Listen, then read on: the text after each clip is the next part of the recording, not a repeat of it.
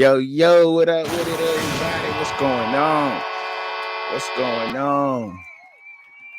I wonder everybody having a good day on this fantastic Friday, man. You know what I'm saying? So, Coach Prime had gave a press conference, and in that press conference, he said, "What have we lost? Have you seen practice?" Well, Coach Prime, I'm here to tell you exactly why the general public thinks that you lost a lot of impactful players versus just some average players that probably can be replaced in the portal. Okay. First off, you, Coach Prime, have to take some accountability, and that's coming to your marksmanship, and I get that, but it's all good though. All right, that's what you're supposed to do. You're supposed to put them butts in the seats and sell as much as you can sell, build the brand and all that. I get that. I totally get that. The problem is that you have a whole bunch of cult members that follow you that do not break it down to the general public or the casual football fan about these situations, and I'm about to get up into that, because there is a whole bunch of them that do not give the correct evaluations upon the players that you bring in to see you, that don't do their research, including the channel that you gave your exclusive to. They are guilty of it also, Coach Prime. Let me get into it. Let's talk about this. So what are you losing? In your own words, you losing your Louis luggage, dog. You losing your Louis. That's what you said, though. You called them Louis. You said you was bringing Louis in. They believed you. They got a cult following, cult like following, and I really mean that, because I mean, people, I've seen people literally get destroyed for having a little bit of criticism upon their takes. And there are so many people out there that have bigger channels, bigger platforms, and even the media is afraid of the primates, aka the cult like following. Shout out to Offscript TV for that word. That is, he's coined that. Just had to use it real quick. But like, and that goes into saying what I mean about the correct evaluations. There, I think I've seen one channel do it, but I've also seen him guilty of not putting out. He's only putting out the good highlight film of the players. He's actually not like, okay, this is where the area concerned that, or and so forth and so on, right? And if you're going to do that, that comes with that. And first of all, let me break this down to everybody. Football is a game where people literally put their life on the line, where you don't know what's going to happen from play to play. It is a gladiator contact sport. They are not out there wearing flags and pulling flags off of hips. This is a contact gladiator like sport. It is not all sunshine and rainbows. It is not that. So when we talk about this game, you can say how positive you want to be and break down to the public, but at some point, y'all have to open your eyes as viewers and as and the people who watch the game, and knowing that not everybody is going to have a perfect, non-biased or biased take. And that's the problem, because they have super biased takes. They don't break down the proper film on players or give them the proper evaluations. I've said that so many times. So many times. Do you want an example? The offensive line that came in, right? We're going to talk about that. Are they better than the last year's offensive line? Yes. How much better? Well, can you say that there are levels above them? Absolutely not. It's a upgrade. It is a upgrade. Why is it an upgrade? Because you've seen them hold their own against some top teams. You've seen some good things out of these young men that they can develop into good offensive linemen or great offensive linemen. That's why they're there, correct? And that's why he went and got Phil Lodeholt, to an analyst who does nothing but look at players, see what needs developed upon, and attacks those weaknesses. That's why he got, and I would say that was a great hire. It just was, okay? Because of the players he got in there. Now, will I go and say that everybody was a dog last year? No, I won't. No, I won't. No, I will not. I will not sit here and say that.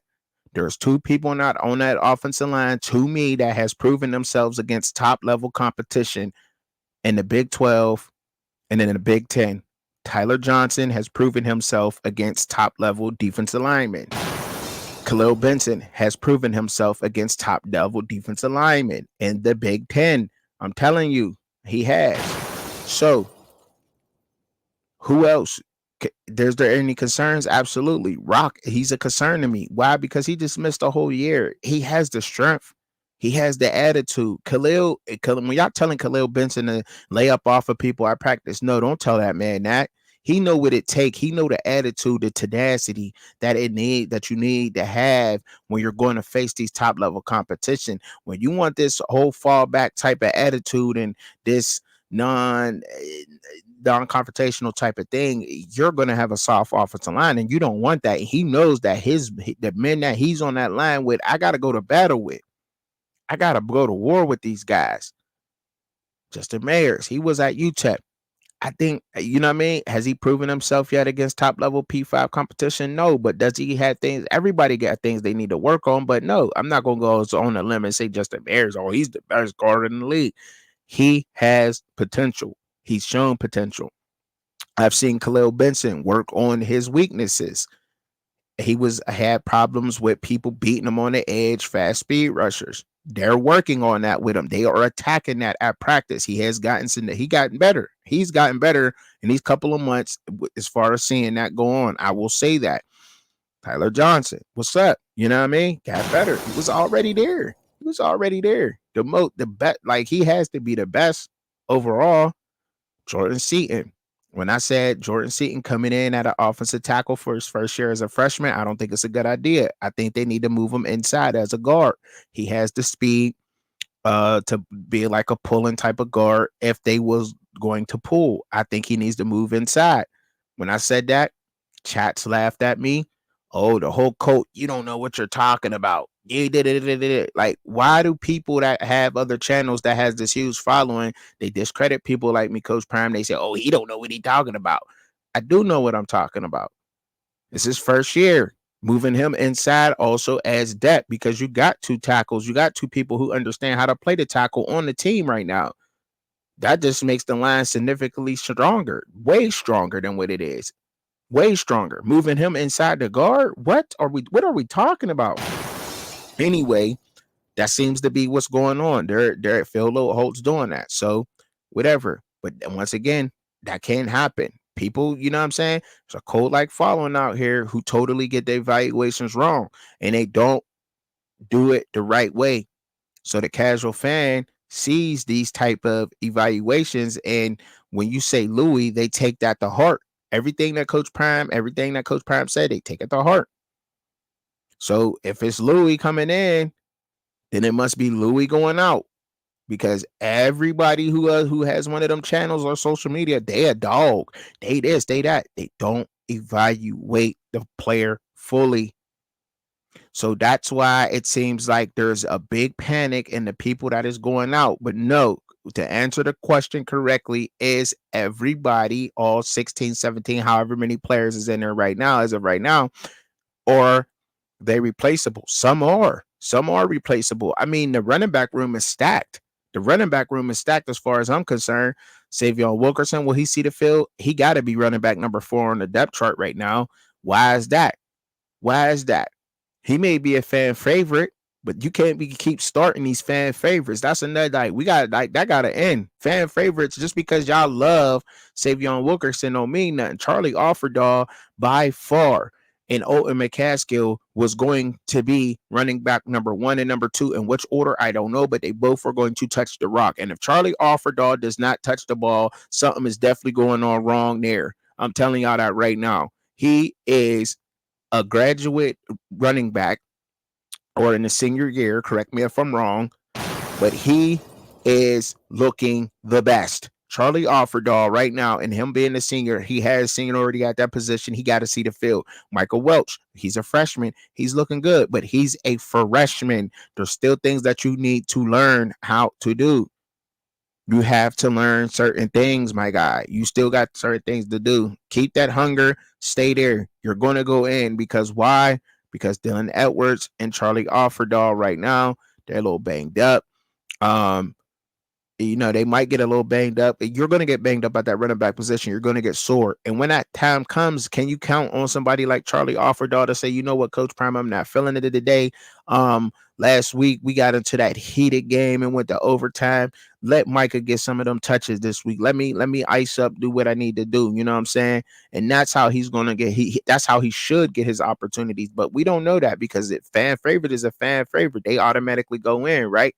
Or how they perform at practice. But if we want to say that, then Charlie got to be the number one. But anyhow, now that's another fair evaluation, right? Okay, do we know what? And I must say this: Corey Walker, he had so much to work on as an offensive lineman coming out of UConn. I'm gonna just call it what I call it. Yes, he had a good or a game or two. That's me being fair with his evaluations. I'm just being fair. Pass blocking was a big thing with him. He gave his quarterback enough time. A run blocking was good. They got guys who can run block, who will go down the field and will put a helmet on a body. That is a fact on the offensive line. Pass blocking was a big concern. Will they give Shedeur enough time? Yes, because Shedeur knows how to make the read and make the throws. That's why he'll have enough time, and that's all they got to do. And they improved on that, but still, yet and still, is he the best pass blocker? No, he's not. Who should be at center? In my opinion, Hank Zeliska, hands down, should be the starting center over him. I mean, he should be a depth piece. That's just me, though. And what I've seen from UConn, because I go around the whole league, but they should know that, though. They should know that. They should know that by now. But no, they telling the whole public, oh, they so much better than what they were last year. They're this, they're that. Well, we'll see what they do. But like I said, there's two that's proven. Jordan Seaton's a freshman. He'll have bumps and bruises. He'll have learning curves and he'll have to pick up some things, but he absolutely should be shadowing without a doubt Khalil Benson and Tyler Johnson and watching everything they do. That whole offensive line should definitely be looking at them too. I'm looking forward to seeing one of them either with an L or a D on their chest this upcoming season because there's nobody on it. Like they got it. They seen top level competition. They lined up against NFL defensive lineman. Tyler Johnson has done that. Khalil Benson has done that. Let's call it what it is. Not to say that others didn't, but they just could not at no level adjust to that. And we'll call that fair. That they couldn't adjust to that. That wasn't said out there, right? Another thing, let's talk about the wide receivers. Let's talk about the wideouts. Which games did they show up in? Oh, we got this guy from here. He's this, he's that. Which games did they show up in? That's not look. You can look at the stats. Sometimes a lot of these players that we look at with these huge stats, they show up against certain defenses, and they don't show up against certain defenses. They're not good against a cover 2 or a cover 3, but when they're in man or cover 0, they absolutely kill it. Can they get the 50-50 ball? Do they have the strips for that? Some of that goes into play. A lot of that goes into play. They don't say that. They're just dogs. They did this against Georgia. They did this against Florida. They did this against that person. They did that. And they're not telling the whole spiel. Yes, when they played Georgia, when Georgia was in a cover 1 or a cover 0, he absolutely chewed through them. When they went to a zone coverage and had a man underneath, they dropped the linebacker underneath, had the corner over top. Say he could not. They boxed him out. He couldn't do that. We need to work on that with him.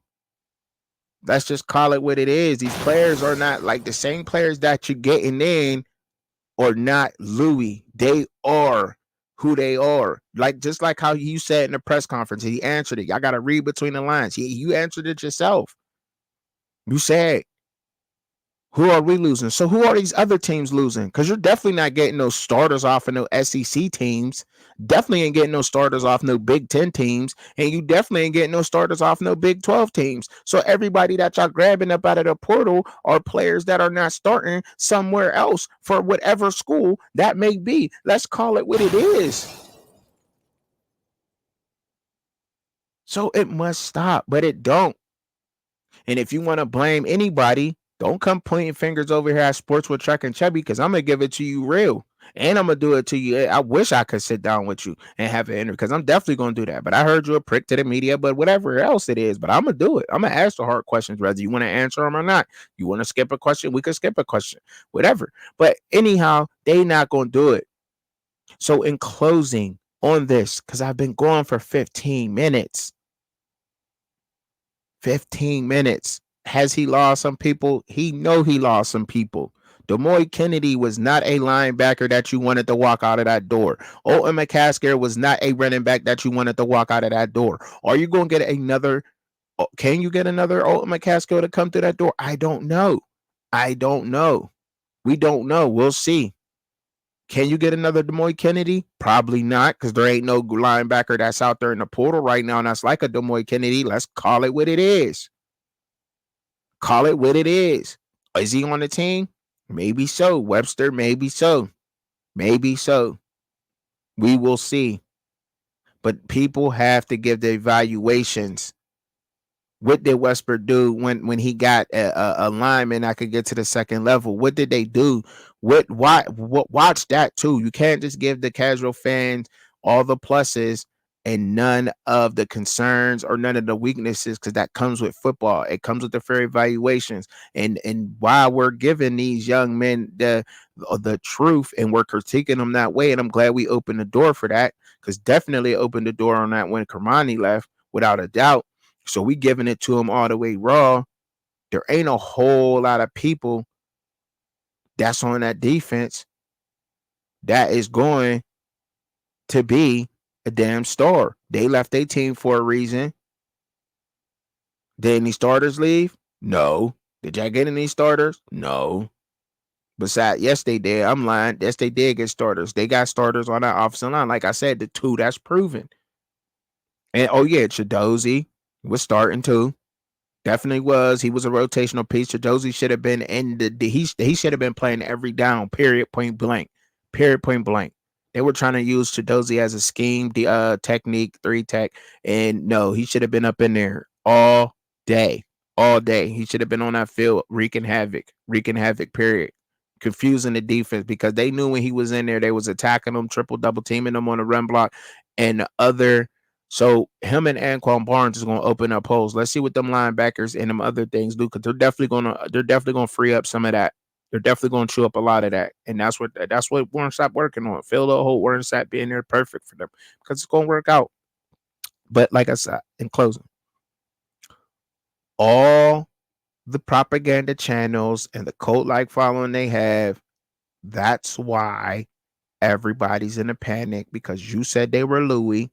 They said they were Louis. They said they were dogs. They told the public they were dogs. They didn't do their evaluations to the casual fan that watches football. And that's why you got that in answering the question. All right. We'll be going live later on today, 8:00 p.m. We'll jump up on something. We got Friday night likes coming, so y'all watch out. Fans Point of View tomorrow, the morning after Sunday morning. Y'all know how I'm giving it up, man. Peace. Want to see Truck and Chubby live and co-host Shannon? Tune in at Fans Point of View, Saturday, 6:30 p.m. Eastern Standard Time, 3:30 p.m. Pacific Time. But in the meantime, in between time, enjoy the content. Don't forget to hit your notification bell for all updates. Thank you for watching.